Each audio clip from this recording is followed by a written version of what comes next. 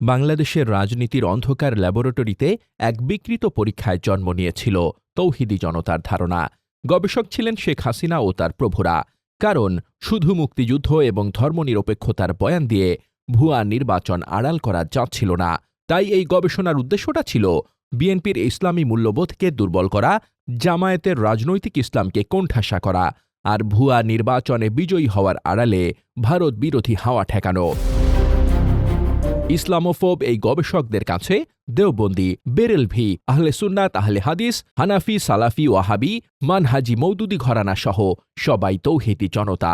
কিন্তু মজার ব্যাপার হল, এদের মধ্যে আহলে সুন্নাত এবং আহলে হাদিস সহ পরস্পর বিরোধী এমন সব পক্ষ রয়েছে যারা একে অপরকে মুসলমান বলেই মানে না।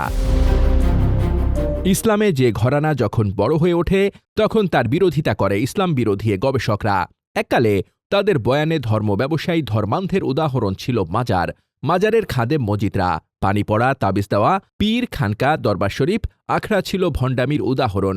সাধারণ মানুষ তখন পীর, মাজার ইত্যাদিকে সম্মান করা সোয়াবের কাজ ভাবত। এখন মানুষ ইমাম, হাফেজ, শায়ক, মুহাদ্দিস, মুফতি, মাওলানাকে সম্মান দিয়ে থাকে। এখন তাদের বিরুদ্ধে লেগেছে ইসলাম বিরোধী গবেষকরা। সময় পরিক্রমায় দেওবন্দ এবং মৌদুদি ঘরানার আলেমরা শক্তিশালী হয়ে ওঠায় সুর বদলে ফেলল ইসলাম বিরোধী গবেষকরা। তারা বলতে শুরু করলেন, আরে মাজার তো এখানকার হাজার বছরের সংস্কৃতি, ধর্ম ব্যবসায়ী হল দেওবন্দ এবং মৌদুদিপন্থী আলেমরা। দেওবন্দ এবং মৌদুদিপন্থী ধারার মধ্যে তীব্র মতবিরোধ থাকলেও তাদের মধ্যে গোপন মিলের সুলুক সন্ধান দেওয়ার চেষ্টা করল তারা। এর মাধ্যমে পুরো মুসলিম জনগোষ্ঠীকেই তৌহিদি জনতা বানিয়ে দিচ্ছে ইসলাম বিদ্বেষীরা। আর এই বয়ানটাই ভারত ও আওয়ামী লীগের জন্য সুখকর। বাংলাদেশে ৫ আগস্ট আসলে অভ্যুত্থান কিচ্ছু হয়নি, বরং উগ্রবাদের উত্থান ঘটেছে। চলছে ভারত ও আওয়ামী লীগের এ বয়ানকে যুক্তিযুক্ত করার খেলা। তাই ইসলাম বিদ্বেষী বাউল গ্রেফতার বা মাজার ভাঙার জন্য তৌহিদি জনতাকে দায়ী করে আইনের মুখোমুখি করতে মিছিল করছে বামপন্থী, রামপন্থী, ধর্মনিরপেক্ষ ভারত সমর্থিত গোষ্ঠী। এদিকে ইসলামোফোবরা হাসিনার তৈরি কিছু উগ্রপন্থীর রং লেপে পুরো ইসলামী রাজনীতিকে বানাচ্ছে ইসলামো ফ্যাসিস্ট। এটাই সেই ভয়ঙ্কর ফাঁদ যার মধ্যে আজ বিএনপিও হাঁটছে। ইসলামোফোবদের এ সুযোগটা তৈরি করে দিয়েছে বিএনপি। নির্বাচনে জামায়াতের বিরুদ্ধে ফতোয়া দিতে হেফাজতকে যেভাবে ব্যবহার করা হচ্ছে তা বিএনপির জন্য ক্ষতিকর হবে। কারণ বাউল মারা, মাজার ভাঙা সহ যত মব হচ্ছে এর সাথে প্রায় শতভাগ কোনো না কোনোভাবে হেফাজতের নেতাকর্মীরা সম্পৃক্ত। কারণ হেফাজত ভোটের দল নয়, তাদের কোনো দায়ও নেই, ভয় নেই।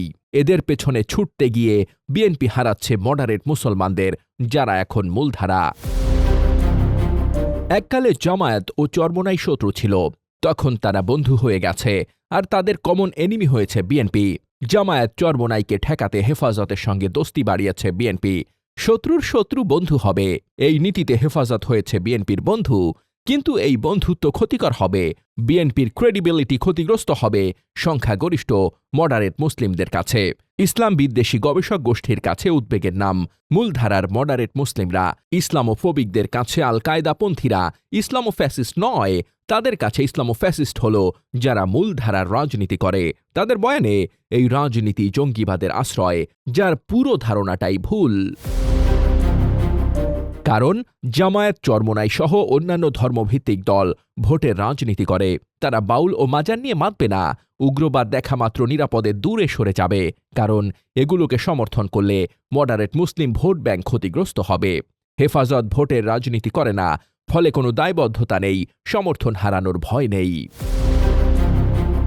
বাংলাদেশে আওয়ামী লীগ না থাকায় আওয়ামী লীগ ও তাদের মুরব্বীদের বয়ান আপাতত হালে পানি পাচ্ছে না, তাই রেহাই পেয়ে যাচ্ছে বিএনপি। কিন্তু পরিস্থিতি বদল হলে বিএনপি ও ইসলামোফোবিকদের তৌহিদি জনতার সংজ্ঞার মধ্যে পড়বে, এ ব্যাপারে কোনো সন্দেহ নেই।